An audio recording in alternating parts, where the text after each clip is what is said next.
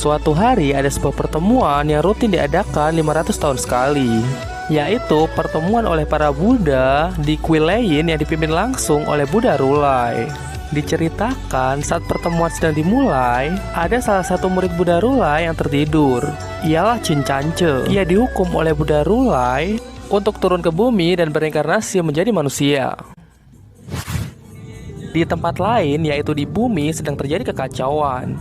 Bumi bergoncang dan terjadi badai di mana-mana. Ternyata hal ini disebabkan oleh sebuah batu yang sangat misterius. Batu itu meledak dan melahirkan seekor monster yang sangat mengerikan.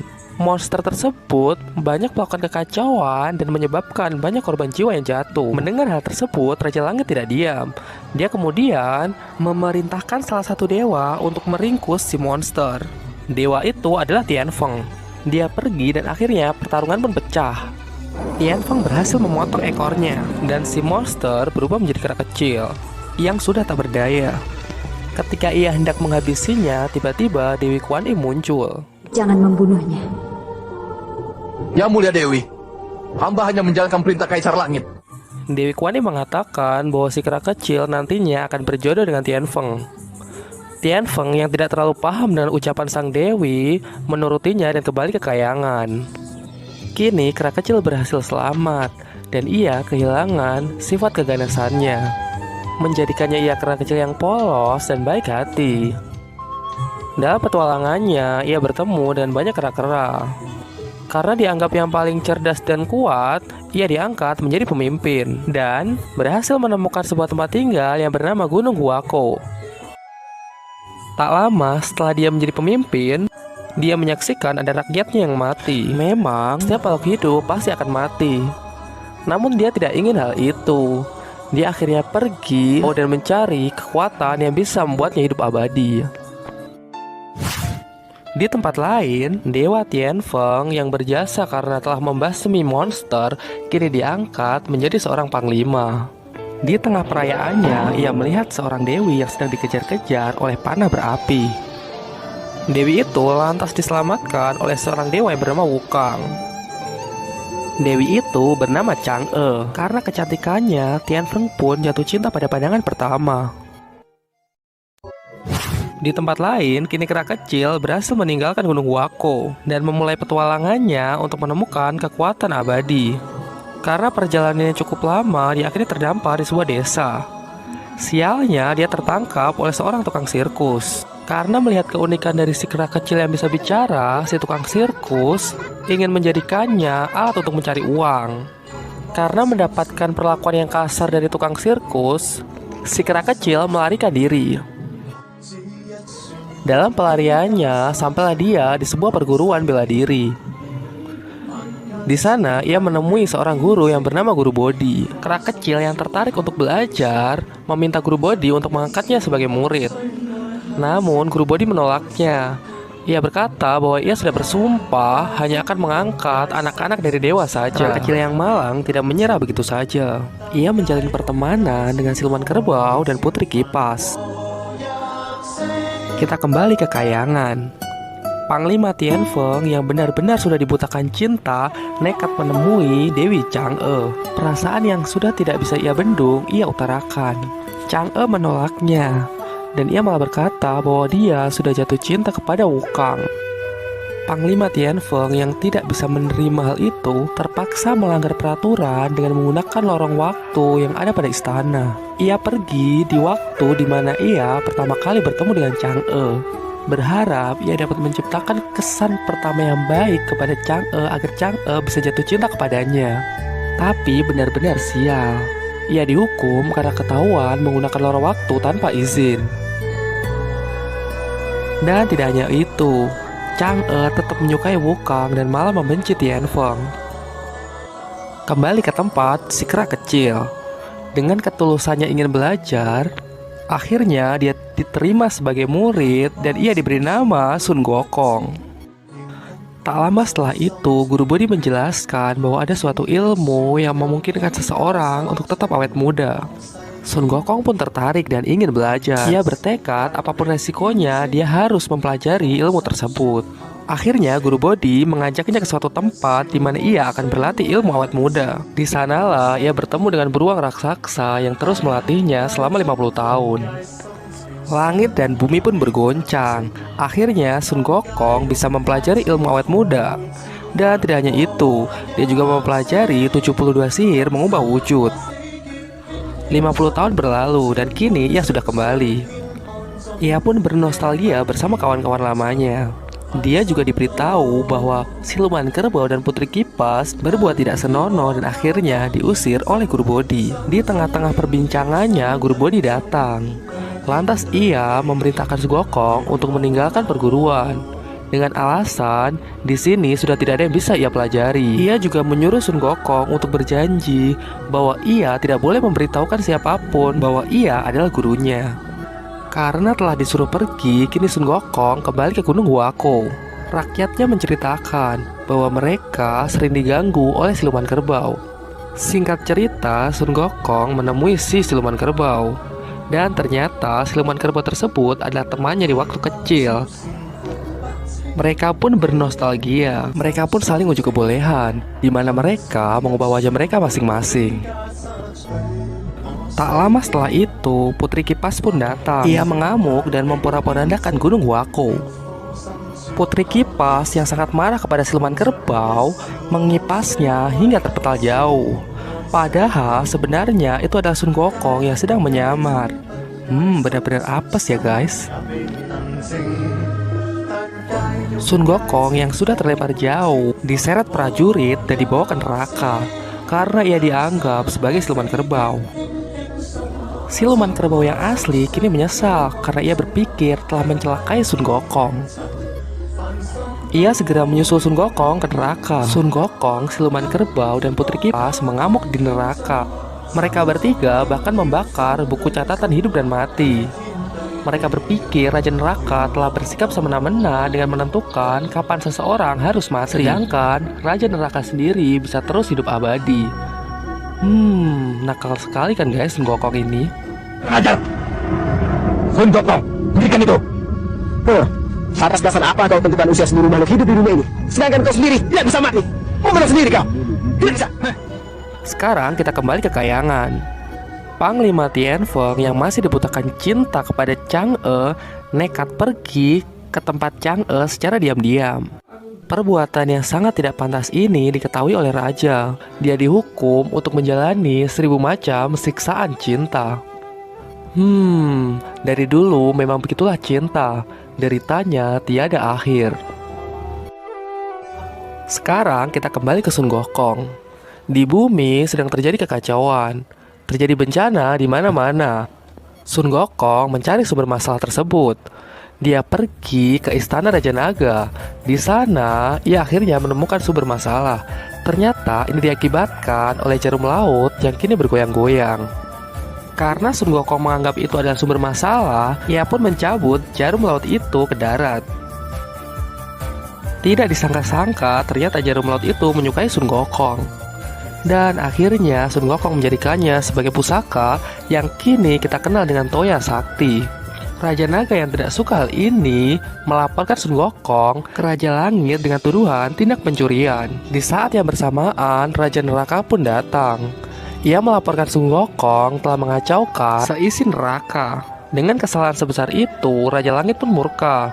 Ia memerintahkan Dewa Erlang untuk segera meratakan Gunung Huako. Namun, salah satu dewa yaitu Bintang Emas Taipei mengusulkan hal lain. Dia mengusulkan untuk memberikan jabatan kepada Sun Gokong di Istana Langit. Dengan tujuan bisa mengontrol perilaku Sun Gokong. Sang raja memerintahkannya untuk menjemput Sun Gokong datang ke istana. Ia datang ke tempat Sun Gokong dan menawarkan Sun Gokong untuk menjadi pejabat langit, yaitu menjadi pengurus kuda. Ia membohongi Sun Gokong kalau itu adalah jabatan yang sangat tinggi di Istana Langit. Dan dengan polosnya, Sun Gokong mempercayai hal tersebut dan naik ke istana. Meskipun itu adalah jabatan yang sangat kecil di istana, namun Sun Gokong merasa sangat senang. Ia mempercayai bahwa ini adalah jabatan yang sangat tinggi, yang bahkan setara dengan Raja Langit. Duh, kasihan sekali ya guys. Tak lama setelah itu, Sun Gokong kembali berulah. Ia berteman dengan 8 dewa dan mengajaknya mabuk-mabukan. Keramaian tersebut sampai terdengar di telinga permaisuri. Permaisuri yang tidak senang memerintahkan salah satu dewa untuk menghentikan Sun Gokong. Dewa tersebut keceplosan. Dengan marah, ia mengatakan kepada Sun Gokong bahwa jabatannya itu benar-benar rendah di istana langit. Mengetahui hal tersebut, Sun Gokong sangat marah. Dia segera meninggalkan tempat itu dan kembali ke Gunung Wako. Teman-temanku, aku menyukai kalian. Tapi aku tidak menyukai kayangan ini. Aku pergi. Sun Gokong menceritakan apa yang dialami kepada Siluman Kerbau. Mereka berdua kesal dan akhirnya mereka sepakat untuk menobatkan Sun Gokong sebagai Raja Kera Langit. Mengetahui hal tersebut, Raja Langit tidak senang. Dia menganggap Sun Gokong telah melecehkan langit. Dia pun berniat untuk meringkus Sun Gokong. Namun lagi-lagi bintang emas Taipei melindunginya. Ia mengusulkan kenapa tidak kita iakan saja gelar Sun Gokong tersebut, supaya Sun Gokong merasa senang dan ia tidak akan lagi membuat kekacauan. Kini Sun Gokong telah kembali ke kayangan. Ia merasa sangat senang karena akhirnya kehebatannya itu diakui oleh langit. Di sana ia juga diajari tentang sopan santun. Tapi kita sendiri tahu kan bagaimana sikap Sun Gokong. Ia malah melarikan diri dan pergi jalan-jalan. Dia melihat seorang dewa yang sedang pergi terburu-buru. Dewa itu mengaku dia akan pergi ke pertemuan buah persik. Sun Gokong yang mengetahui hal itu merasa marah karena ia tidak diundang. Ia merasa dirinya tidak dihargai. Tiba-tiba Dewa Erlang muncul dan pertarungan pun tidak terelakkan. Dewa Erlang juga mengatakan kepada Sun Gokong bahwa jabatannya sebagai Raja Kera Langit itu tidak nyata dan itu hanya digunakan untuk mengekang Sun Gokong. Bintang Emas Taipei datang untuk memisahkan mereka. Sun Gokong pun menanyakan hal ini kepada Bintang Emas Taipei. Dan Bintang Emas Taipei mengaku bahwa yang dikatakan Dewa Erlang itu sepenuhnya benar. Karena merasa sangat kesal telah dibohongi, Sun Gokong mengacaukan pertemuan buah persik. Dia memanggil anak buah keranya untuk membantunya menghabiskan seluruh buah persik.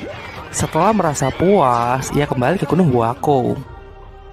Raja Langit marah besar. Ia lantas mengutus pasukan dewa yang dipimpin oleh Dewa Erlang untuk menghancurkan Gunung Wako. Perang pun pecah. Pertarungan antara prajurit langit dan bangsa kera pun terjadi. Dengan taktik yang licik, para dewa menangkap seluruh kera di Gunung Wako. Mereka mengancam akan membakar seluruh kera jika Sun Gokong tidak mau menyerah.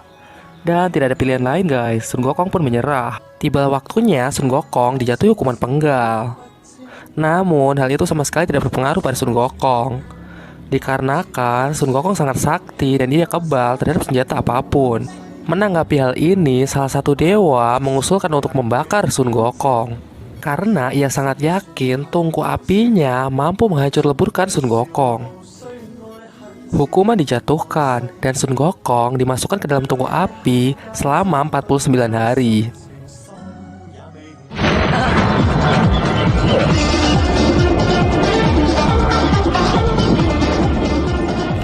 49 hari berakhir, tungku dibuka dan Sun Gokong sehat walafiat. Ia malah memakan pil api yang membuatnya kini menjadi semakin sakti.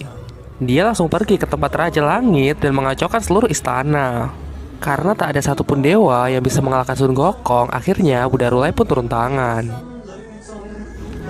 Karena kesalahannya tersebut, Buddha Rulai pun marah. Ia menghukum Sun Gokong dengan mengencetnya di bawah Gunung Lima Jari. Sun Gokong kini sudah tak berdaya guys. Sedikit demi sedikit, sepertinya dia telah menyesali perbuatannya. Kini kita kembali ke Panglima Tianfeng. Dia dihukum menjalani 1000 macam siksaan cinta. Hukuman tersebut mengharuskan dia menjalani reinkarnasi berkali-kali untuk menjalani kisah cinta yang tragis.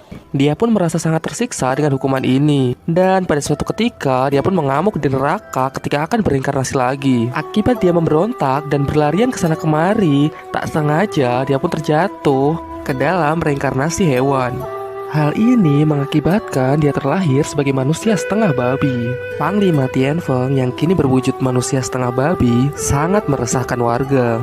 Lantaran ia kerap mencuri dan mengganggu gadis-gadis muda. Warga marah dan menghajar Tianfeng. Tidak berhenti sampai di situ.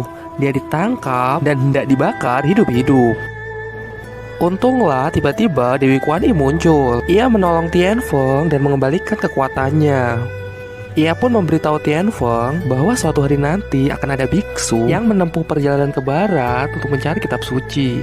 Ia mengatakan kalau Tianfeng bersedia mengawal biksu tersebut, maka Tianfeng akan terbebas dari siksaannya dan kembali menjadi dewa. Tianfeng bersedia dan diyakini menunggu hari tersebut. Setelah itu, Dewi Kuan Im pergi menemui Sun Gokong. Ia mengatakan hal yang sama dan Sun Gokong pun juga bersedia. Nah, sekarang kita pergi ke sebuah negeri yang bernama Negeri Tang. Di sana ada seorang biksu yang menyelamatkan Raja Negeri Tang yang tengah dikejar-kejar roh naga. Ternyata guys, biksu tersebut adalah reinkarnasi dari Buddha Cincanjel yang sudah kita bahas di bab sebelumnya. Pantas saja ya guys, si roh naga langsung takluk. Diketahui biksu tersebut bernama Tong Sancong. Dan karena raja begitu senang, Tong Sancong pun diangkat menjadi adiknya. Tak lama setelah kejadian itu, Tong Sancong bertemu dengan Dewi Kuan Im. Dewi Kuan Im mengatakan jika Tong Sancong mau menempuh perjalanan ke barat mengambil kitab suci di sebuah kuil yang bernama Kuil Leyin. Dengan begitu, maka dia akan menyelamatkan seluruh umat manusia dari kesengsaraan. Tong Sancong sangat tertarik dan ingin segera berangkat. Dewi Kuan Im juga mengatakan bahwa Tong Sancong tidak akan sendirian. Ia akan dikawal oleh beberapa murid yang akan ia temui di dalam perjalanan. Singkat cerita, Tong Sancong pun berangkat dan tibalah ia di sebuah gunung yang bernama Gunung Lima Jari. Di sana ia bertemu dengan Sun Gokong. Dengan doa yang ia panjatkan, Sun Gokong pun terbebas dari gencetan Gunung Lima Jari. Sun Gokong yang telah bebas, dia pun kegirangan dan terbang ke sana kemari. Sun Gokong pun bersedia menjadi murid dan dia bersedia mengawal Biksu Tong dalam perjalanan ke barat. Sebelum mereka melanjutkan perjalanan, Sun Gokong mengajak Biksu Tong pergi ke Gunung Wako untuk mengunjungi rakyat-rakyat keras Sun Gokong. Biksu Tong sangat tersentuh dengan keluarga Sun Gokong. Lantas malam harinya, ia pun tak tega untuk mengajak Sun Gokong melanjutkan perjalanan. Dia pun pergi seorang diri dan nyaris jatuh ke dalam jurang. Untunglah ada Dewi Kuan Im. Dewi Kuan Im mengatakan perjalanan ke barat sangat berat. Ia pun harus mengajak Sun Gokong. Dewi Kuan Im khawatir karena Sun Gokong masih memiliki sifat liar. Ia lantas memberi sebuah topi kepada Tong Sancong dan memintanya agar ia memberikannya kepada Sun Gokong. Karena merasa bersalah, Sun Gokong kembali kepada Tong Sancong. Biksu Tong memberikan topi itu kepada Sun Gokong. Sun Gokong mengenakannya dan tiba-tiba topi itu berubah menjadi simpai emas.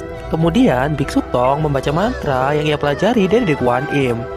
Tiba-tiba Sun Gokong merasa sakit kepala yang sangat luar biasa. Ternyata simpai emas tersebut memang diberikan kepada Sun Gokong untuk mengekangnya. Dengan sedikit paksaan, akhirnya Sun Gokong mau menurut. Dan perjalanan pun dilanjutkan. Tibalah mereka di sebuah desa. Sun Gokong mencium aroma siluman yang sangat kuat. Ia lantas membuat onar dan berharap siluman itu mau keluar. Dengan cepat, Biksu Tong pun segera membaca mantra. Dan akhirnya Sun Gokong pun kembali menurut. Setelah kejadian itu, mereka berdua pergi ke tempat tinggal kepala desa. Kepala desa itu menceritakan tentang menantunya yang sangat hebat. Menantunya sangat rajin bekerja dan bukan orang sembarangan. Sun Gokong pun dengan tegas menyela. Ia mengatakan bahwa menantunya itu adalah seekor siluman. Untuk membuktikan ucapannya, Sun Gokong menunjukkan kalau rumah mereka itu dibuat dari sihir siluman. Mereka pun percaya.